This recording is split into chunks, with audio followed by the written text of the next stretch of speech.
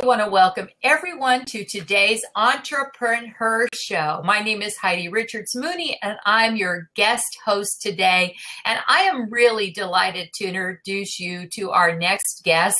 I've been following Sandra online for some time now, and I reached out to her and said, hey, I'd love to interview you.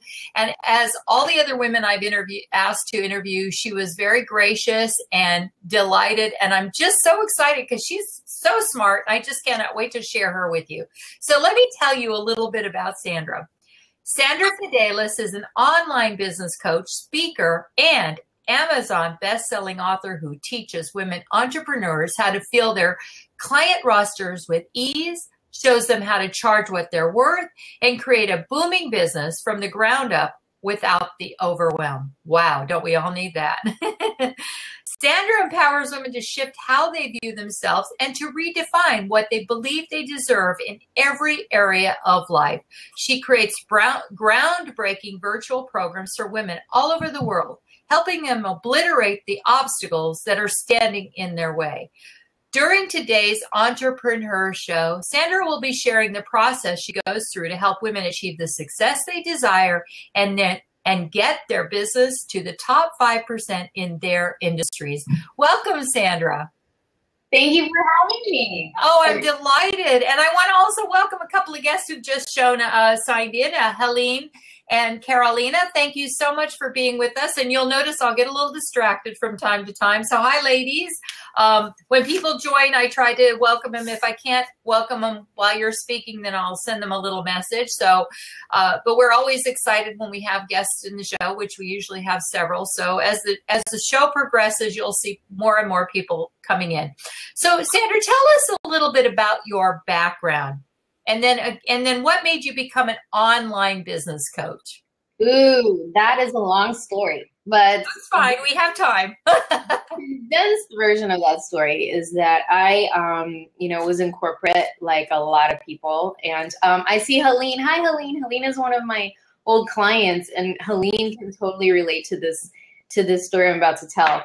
I was in corporate. I was doing I was working for this large electric utility, which now is the biggest in North America. And I was doing marketing. And one day I just came to the realization that I could just not do it anymore. I just could not sit in a cubicle. I could not, just do the corporate thing. I mean, I wasn't gonna, wear pencil skirts and business suits anymore. So I just up and decided to move to New York City and drop this, great job that I had. I mean, they had sent me to grad school and, I had invested all of this into my education, into an MBA. And I was just like, I'm just not going to do it. There's something inside of me that really needs to be expressed. I don't know what it is, but I'm just going to go for it. So I rented out my condo, moved to New York City, and tried to figure it out. There were years of hustling. There were years of, really having to check my ego because, now I had to deconstruct the idea of what Sandra was, right? And I ended up stumbling upon coaching and stumbling upon this amazing platform that we have, which is online marketing. And I was introduced to online marketing by a friend of mine who sent me a link to a telesummit. And I was like, I have to do this. I absolutely have to do this. So I took a course on how to host a telesummit. And that's how I launched my first coaching business, which was a relationship coaching business. And did that for a few years and really loved it. So I was helping women figure out, why they were blocking themselves from meeting the right guy. And so, with that comes a lot of the mindset, the internal mindset work. Well, after a few years of doing that, I started to talk to my friends and my colleagues about their businesses and how I had built my own online platform and showing them, kind of giving them tips. And they were getting results. And I started to get really interested in the business part and teaching the business part. And so from the work that I was doing with women on mindset and the inner game work, I coupled that with the marketing strategy and built my current business, which is business coaching for online entrepreneurs. Well, you know what I think? First of all, I want to say how brave you were to take a huge leap like that. And I'm sure there's a lot of people who will listen to this and wish that they had done that. And what would you advise them if they were at that point in their life where they really just don't like what they're doing? I mean, in addition to just renting out your condo and leaving, I mean, you must have had some idea what you were going to do when you got to New York, or did you just have blind faith and close everything and just move? I mean, that's kind of I just had blind faith. I didn't have a job lined up. I knew 2 people in New York, and I just had blind faith. And what I did was I got this job at a gym. I started out with a job at a gym, and it was kind of like a high-end gym. So there were a lot of like people in finance. And so I was the assistant manager there. And I knew I just needed something to, get to know people and network. And from there, I, met people and got into other things like real estate. And while I was building my business, but I would say to people who are wanting to take a leap and are afraid, that if you really listen, there's this voice inside of you that that really is telling you that everything's going to be okay if you take that first step. So it's really about taking the first step. And actually, I was on a podcast yesterday, and we were talking. The woman asked me the same question, and I was telling her that I think, when I left, I didn't have a family to feed. I didn't have, children or a husband. I was single, so I could pretty much do whatever I wanted. So it was easier. But for someone who has those responsibilities, what I would say is there's something that you have always wanted to do with your life. There's what I call living your rock star lifestyle, right? There's that little thing that, and if you think back to your childhood, that you really wanted to do, something you really wanted to express in the world. And it's not about dropping everything and moving to, Hollywood or making this crazy 180 shift in your life. It's really about taking the first step to express whatever that is, whatever, is it that you've always wanted to perform, right? You can do that. You can take an acting class. Is it that you have always wanted to, do ballet, whatever it is that you have, that you've always wanted to express, there's always a way for you to do that. And you don't necessarily have to, as they say, throw the baby out with the bathwater and, completely drop everything and go run and do that if you have those responsibilities. Sure, you can make a plan. And I think that's a wise bit of advice. I know when I, probably in my 40s, I realized that I loved what I was doing, but it wasn't fulfilling me the way I thought it should. I mean, I've been a florist for 35 years. And yes, I love doing flowers. I still own a retail florist. But what I did was, I remembered when I was 7 years old, I loved acting and I loved teaching. I wanted to be a teacher one day, and the next day I wanted to be an actress. I was very shy. So being an actress was impossible. I could never have done it. But I stumbled upon this community of people called professional speakers. And that fulfilled my need to teach and my need to perform, if you will. And so it's funny how you can find things that'll feel the need, and it may not even be what you expect them to be. I mean, look at you, the business coaching. You started out as a relationship coach, and I'm sure that has helped you immensely in what you do today. Oh, yeah, absolutely. Relationship coaching is all about the inner game piece, right? Mm-hmm. Really, it's about, what is it that's blocking me from attracting this person into my life or having a good relationship with them. So that's critical in, helping somebody get to where they want in their business as well, because we all have those mindset blocks that come up in multiple areas of life. Yeah, and an attraction works both ways. You have to be able to attract people in your business as well as in relationships. A business relationship is still a relationship. So I think it's brilliant what you've done. I want to welcome a couple of our guests. Dan Gold, welcome. I think it's Caitlin, excuse me, 69, welcome. And VI Performance or VIP Performance, I'm not sure. So please, thank you so much for joining us today. We're talking to Sandra Fidelis and about getting to the top 5% in your industry. So let's talk a little bit about what you do in a little more depth. So you coach women to charge what they're worth. So I have a couple of questions about that. How do they, first of all, know that they're not charging what they're worth? And number two, how do they then figure out what to charge? In other words, and if so, is there a magic formula or vice versa?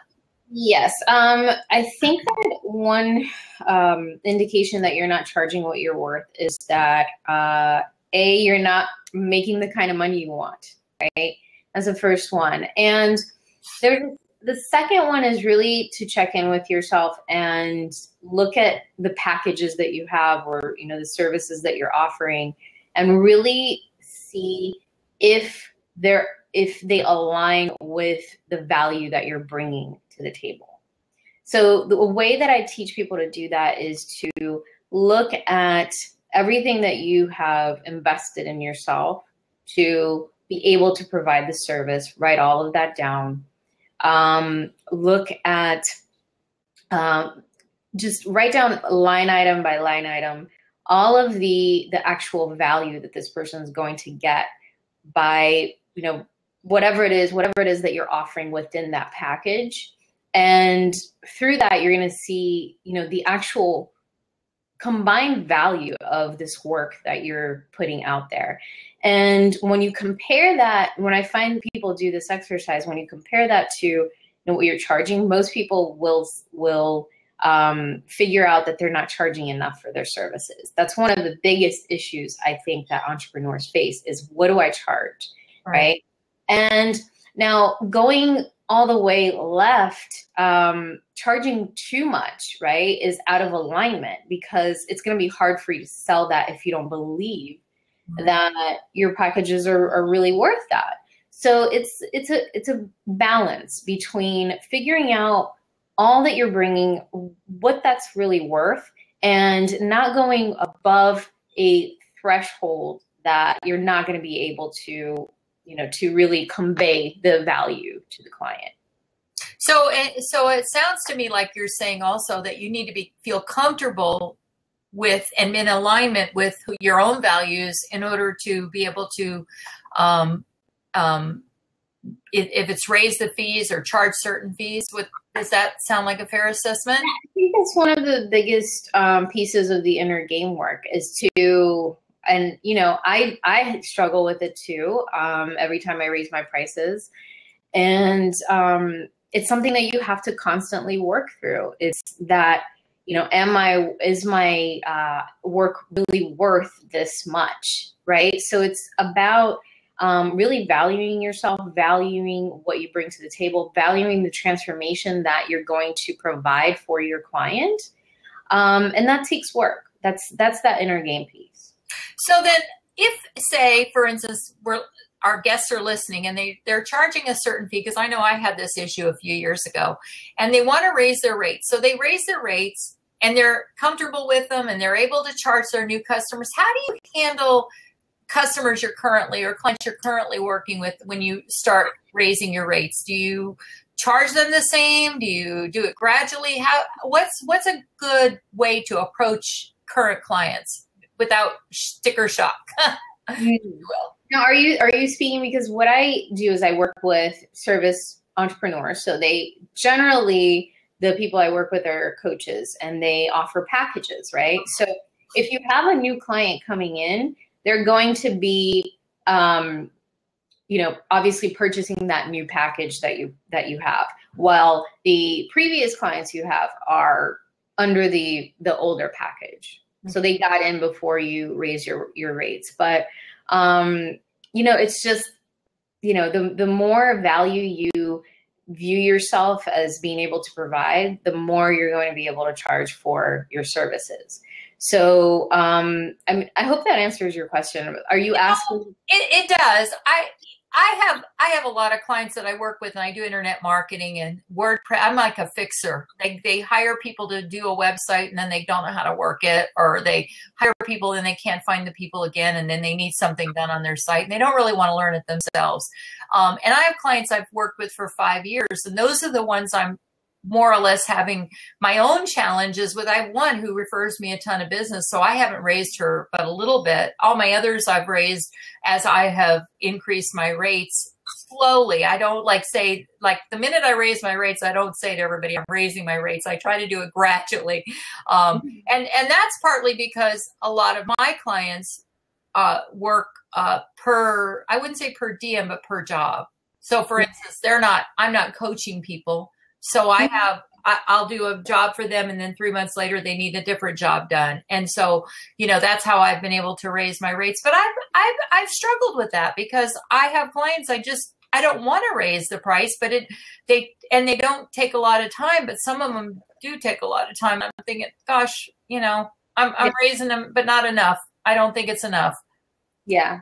I think you do have to raise them, right? I think you do have to take into consideration that loyalty, right? They've been with you for a while. And so I would take that into consideration in raising the price. I would definitely do that, and maybe not take them all the way up there. But like you said, it takes a lot of time, and you're offering your services, right? You're putting forth effort. So you need to be compensated for that.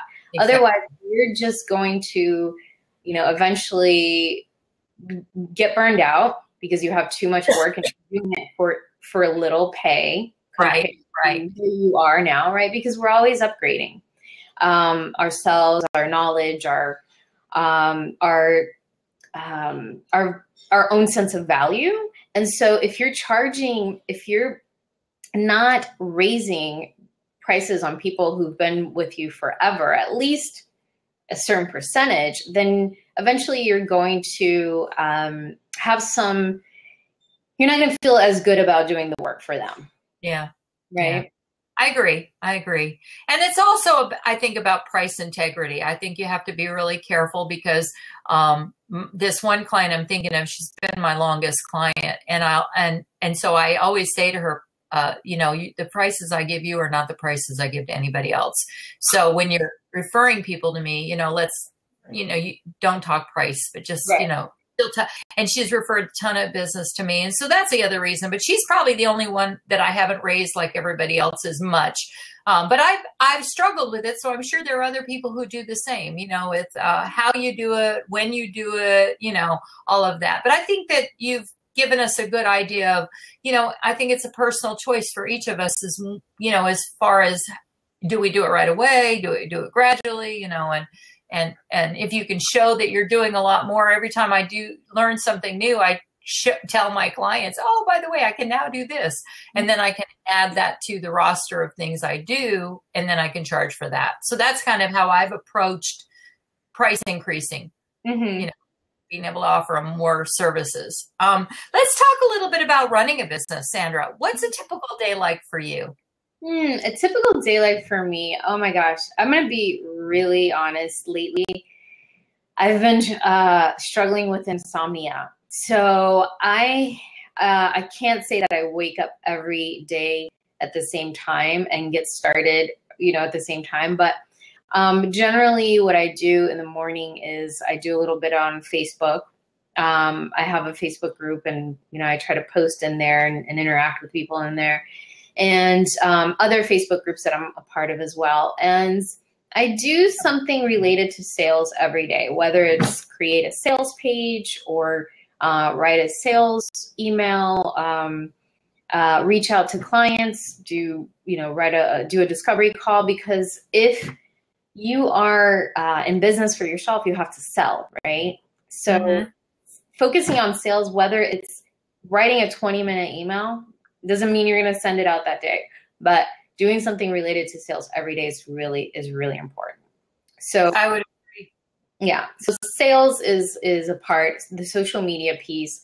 I have a VA who I send a lot of my, my work to kind of like repurpose on social media. She does my newsletter. So those things I don't have to take care of, and it frees me up to really focus on income generating stuff, which is really important. Right. So again, if you're in business, you have to focus on income generating stuff and leave the rest to somebody else to handle.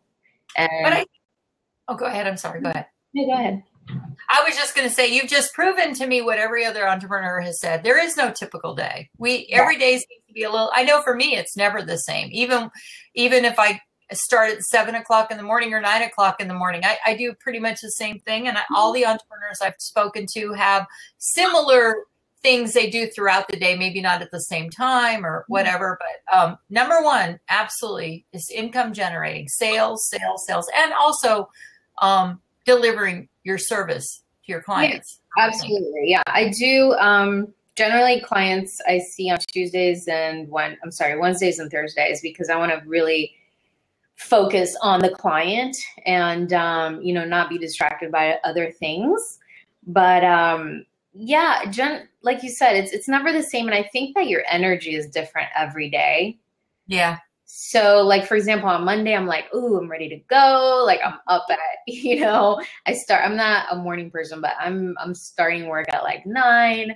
And by the end of the week, it's different. It shifts. But I think what's really helped me grow my business and have success is really focusing on those tasks, the sales, right? So the income generating stuff, allowing other people to take over things that are not non-income generating, bringing people into my community, constantly interacting with people, and serving. Absolutely. So let's talk a little bit about, you work with women and you show them how to fill their client roster. So let's talk about the steps we need to take to make sure our calendar or roster are always full. I just touched on that a little bit, but visibility is really important. So I recently did a training on how to book yourself solid with radio interviews and podcast interviews. So love it. I love speaking. Speaking to me is just one of the, it's just something I really love because like you, I wanted to be an actress when I was little. I don't mind, being visible and being on stage. And so, being visible through speaking on social media, just being everywhere with Periscope, that's something that you need to do, right? Because if people don't know you exist, then they can't invest in your products and services. So visibility, we touched on some other things, which are sales, focusing on sales every day, creating content for things that you're going to be selling. And this doesn't have to be, you don't have to create a whole program every day, just something small, whether it's a slide or a graphic or something that you're going to be selling in the future. So content creation is important. Just interacting with people. I interact with people on Facebook. I'm not a big social media person, but bringing people from social media or, even implementing some Facebook ads to bring them into your email community and nurturing that. I think those are probably some of the most important steps that I can think of to success in online business.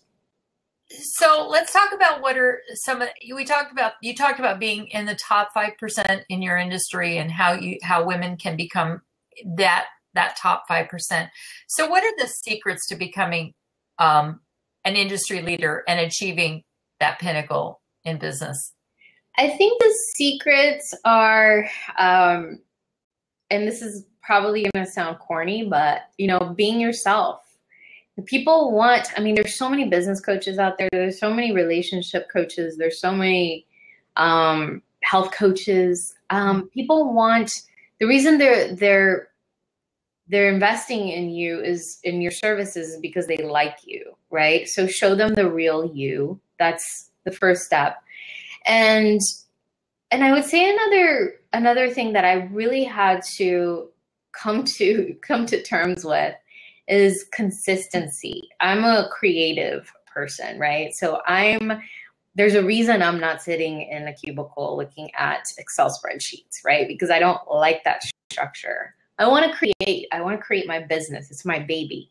So for me, it was really difficult to wrap my psyche around the fact that I have to be consistent every day and do those important tasks every single day in order to have a successful business. So consistency, showing up consistently, doing the important tasks and dropping everything that's not going to bring you income, that's not going to bring clients, and letting somebody else handle that. I think if you focus on those three things, visibility, consistency, and focusing on income generating tasks, you'll be fine. So do you work with a coach? I do. I actually invested probably the most I've ever invested in a coach this year. And we just finished recently, and now I'm working with another coach, not in as big of a commitment, but I do have support. I always have support. So it's important, even no matter what level you get to, that you need to have that type of person in your life that can help you. Because even no matter how successful we get, I don't think that we always see our business the way other people do, and the opportunities that exist within our own structure. Oh, absolutely. Yeah, you don't, because you're so close to it. Right. I know. I've had coaches that have said to do something, and I'm like, I never would have thought of that. So those coaches are really they're so valuable. Yeah. So you started a business. You moved from Florida from Florida to New York? Where did you work? From Florida to New York. Florida to New York. And when you started your business, how did you know what to do? Be a business owner? I mean, I struggled for years. Yeah, I did. I struggled for years. I didn't know this stuff then, obviously. And I hired a coach who really wasn't, just to, it wasn't what I needed. Let's just put it that way. It took me a while to find a coach that could teach me the things that I really needed to know to, have clients consistently and actually have a business. I didn't know what I was doing at first. I just, like I said, invested in maybe the wrong support and struggled until I really found the right guidance to teach me exactly what I needed to focus on in order to make it a business. So I think it was probably really finding that right support that changed everything for me. So if someone were looking for a business coach or a coach of any kind in any part of their life, what advice would you give them to find the right type of coach to work with? That's a really good question. I would say, like I was saying before, it's about, you connecting with somebody. I mean, when I talk to a potential client, there's generally that like resonance, you just feel a resonance, like we would really mesh together. And then other people, I'm like, no, we're not going to work together. So I think it's like, find somebody you really like, find somebody you admire, find somebody who's a few steps ahead of you, and reach out to them. I think that's the best way to do it. Excellent. Great advice. So do you have, obviously you do outsourcing, which I think is really smart, and every successful business owner that I have ever talked to, including myself, cannot do everything. You have to outsource the things, first of all, that you're not good at, that someone else could do much better, quicker, faster, and, free you up the time to do the things. But what are other automation techniques that you have in place to help you to better manage your business? What are other automation techniques? Or what are some of the automation, I should say, because obviously outsourcing is not really automation, but right. Yeah. Automation. I mean, definitely my client intake process is automated. When people want to come talk to me, that's all automated in the way that they we book their consults. I wouldn't call this automated, but I try to cluster as much as possible, like the tasks that I need to do, especially the ones that are tougher for me, like shooting videos, things like that. I try to write down throughout the week ideas I have for content. I write it in my notes in my phone, and then when I get to Monday, or when I've done my hair and makeup and I feel like doing it, then I start, then I shoot my videos. So as far as automating, I have some processes like the intake, but everything else is kind of handled by my VA, or something like my Facebook ads is, handled that way.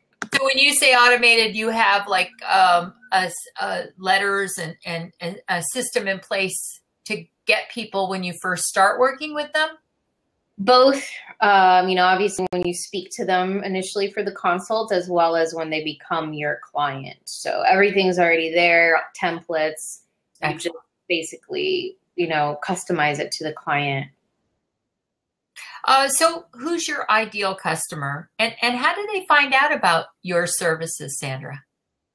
From podcasts, from social media, from my email community, my Facebook group. My ideal client, let me tell you who my ideal client is. And it's not just because she's on this call. Pauline, I'm going to pick on you for a second. My ideal client is a woman who is, she is like me. She has dreams of more than just that corporate life that she was living. And she's really intelligent, educated, but she wants more than that conventional life. She wants more than that conventional job. She's tired of doing the 9 to 5, and she wants to serve and to help people and to fulfill this purpose that she has. But and she wants to make really good money like she did in her corporate job.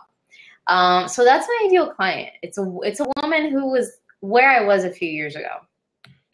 Okay, so these women who work with you are people who can identify with you because they also want to be where you are today. Exactly. Like I identify with coaches who I admire, and who's are a few steps away from me where I'd like to be. So what's been the best type of marketing that you've done? If you could pick just one type of marketing that you do consistently, what would you say is the best way that you market your company? Okay, I will give you 2 examples. I would say the quickest way the most efficient and quickest way, I would probably say are 2 things. Facebook ads, right? That's paid advertising. And then speaking. Speaking is awesome. Speaking is amazing. Like if you speak on a summit, you could get hundreds of new people into your community. Right.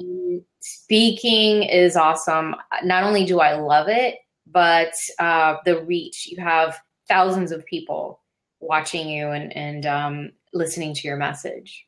Excellent. And speaking, I would agree, would be number 1 for me. And then content for me would be the second. I do love social media though. I mean, that's a hard question because I think there is no one answer. It's a combination, definitely. You can't just do one thing. Right.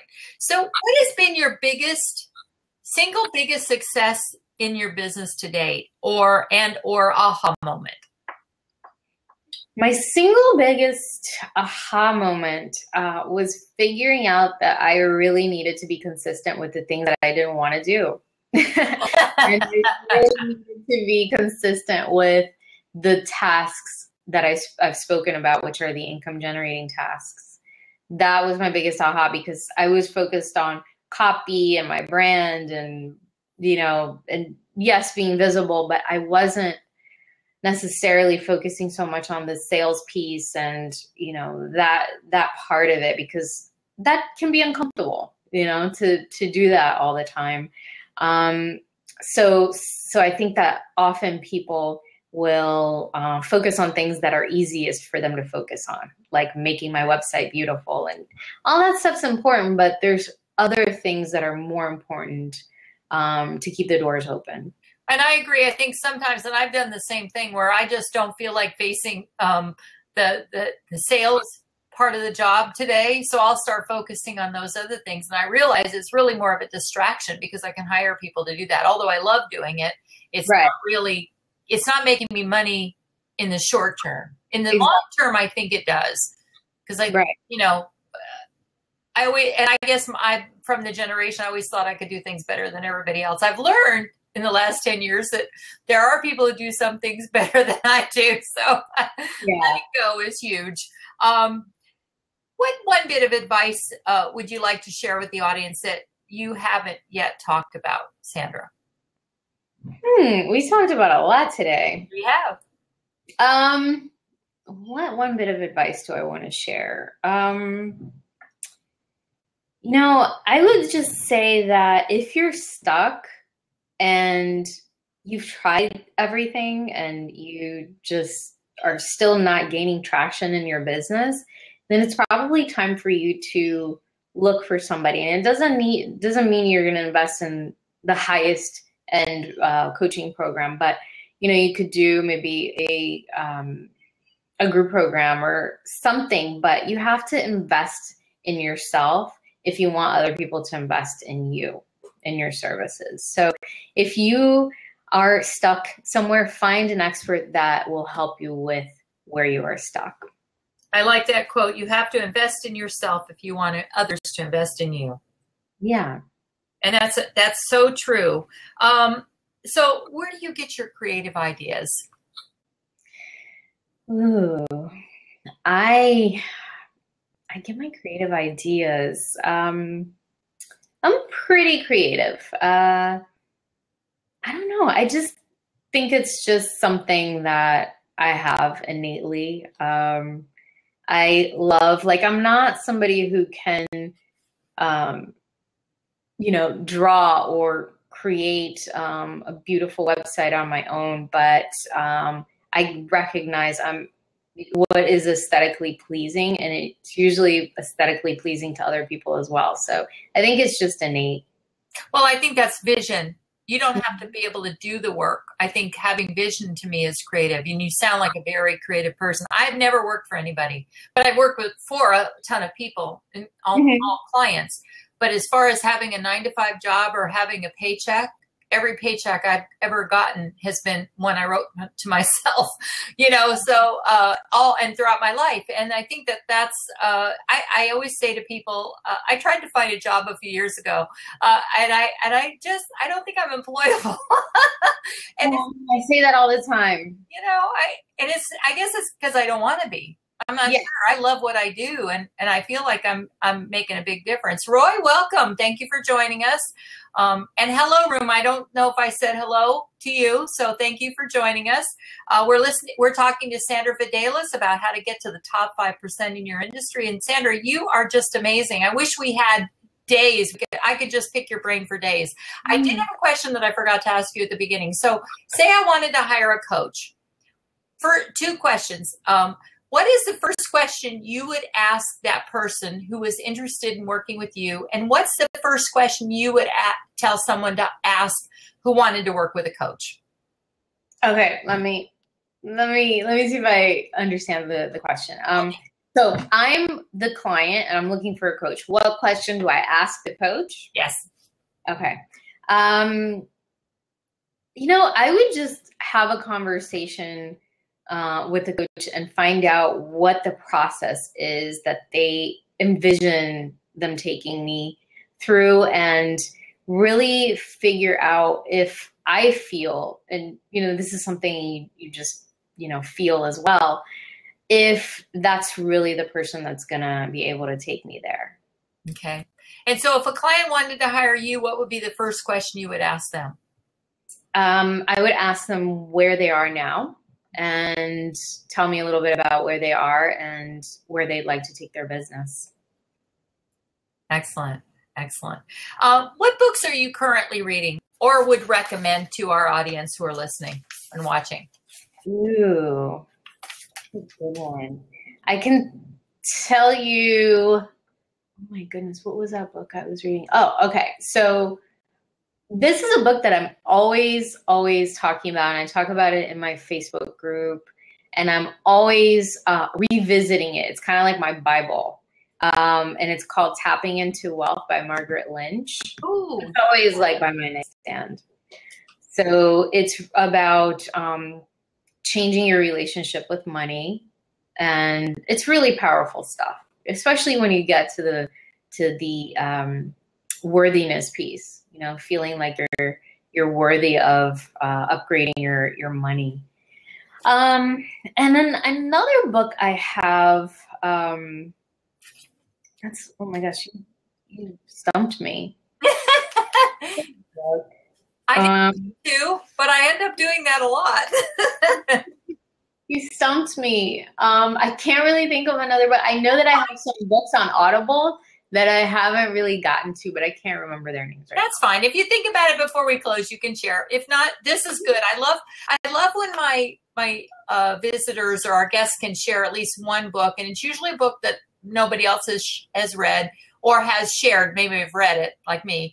But it's nice because we can see different viewpoints, and there's different needs we have. And a lot of us will read the same books, you know, but always, there's always one that comes out, like the book you're talking about, Tapping Into Wealth. I haven't read that. I've heard about it. So I think it's a great book that I can share with my audience as well. And hopefully everybody will check it out. Sandra, do you have any books currently that I know you're an Amazon best-selling author. Yes. When I was doing my relationship coaching thing, I co-wrote a book called, oh man, what is wrong with me today? Oh, it's all right. Let's go to the next question. You can think about it. How's that? I don't want to put you on the spot. But it's a relationship book, and we'll find it first by Sandra Fidelis. In the meantime, while you're thinking about it, how about websites? Because this is a lot of the things that we do with the Entrepreneur Show, because it's part of the Women in E-commerce organization, which helps women do business on the web through education and training, and mostly online webinars and things like that. In addition to Google and your own websites, I always have to put that there because people will say Google if I don't qualify it. What website or websites can you simply not live without? Or is there one that you go to all the time? You know, I'm not talking social media, you know, maybe it's an informational website. I don't know. You tell us. I actually have the app on my phone, NBC. Oh. I really love the show Dateline, so Me too. I'm always on the NBC website, catching up on my shows. Excellent. Dateline. Okay. What's next? So my book yes. is Sexy Secrets to a Juicy Love Life. Kind of a long title, but it's Sexy Secrets to a Juicy Love Life, and it was co-written by myself and 10 other authors. Matchmakers, dating coaches, relationship coaches. And actually, it's funny, I saw him on one of the coaches, actually he's a matchmaker who co-wrote with us. He was on, Bruce Jenner's show, or I'm sorry, Caitlyn's new show. Uh-huh. He was on there. I never watched it, but I know she has one. Yeah, and he was there matching her, like, wow, doing consult matching her. I was like, oh my God, we co-wrote a book together. That is so cool. Well, the next one could be Sexy Secrets of a Juicy Business. So, or something like that. I co-authored 2 books. Mostly I've written my own books, but I had an opportunity, and I'd never done an anthology before. And I said, you know what I'm going to do? So someone approached me to do, it was called Life Compass for Women. And then next year they decided to do Career Compass for Women. So I ended up contributing a chapter in each one. And I just think, and what I liked about it, and that's why I was mentioning about having a juicy business, is because when you start and I love the title, Sexy Secrets of a Juicy Love Life. So if you could maybe somewhere down the road, connect with some other authors and you create an anthology based upon a similar topic, you'd already have a ready-made audience of people who had heard about the first book. So that's all I wanted to say about that. Oh, that's because I coach a lot of writers. Thank you for that. That's a great idea. I have a friend who's also a client of mine, and she wrote a book called Diary of an Ugly Sweater. And I said, so the next one should be Diary of an Ugly T-shirt, and talk about how men can't let go of that one T-shirt they've had since high school. Or Diary of an Ugly Pair of Shoes, or High Heel, whatever it happens to be. But wouldn't it be kind of cool, to have kind of a sequel? And also then you end up owning the title. You can copyright it. When you have one title, you can't copyright it. Other people could say, hey, I love the title, I'm going to use it. But when you do a series, then you can copyright it. So what's next for Sandra? Did I already ask you that question? No, I didn't, because we started talking about your book. What's next for me? Always, looking to upgrade my business. Right now I'm in a time and phase in my life where I want to scale my business and focus more on passive income. So I'm building those channels right now. Excellent. Excellent. And so the next conversation you and I have, we can talk about how we do that. I would love to come back and talk about passive income. Oh, okay. Then I'm putting you down. Everybody heard that. How can our audience get in touch and connect with you, Sandra? What's the best way? And I want to type it in the side when you say it, so that we make sure that everybody can do this when they watch a replay. Sure. It's my website is sandrafidelis.com. It's Sandra, Fidelis.com. If you want to have a conversation with me, you can book a 30-minute consult and we can chat about your business. And also, I'm in my Facebook group daily, answering questions and interacting with my peeps. So if you want to go there, it's Profits, Pleasure, and Prosecco. Prosecco, like the Italian sparkling wine. Prosecco? Secco. Got it.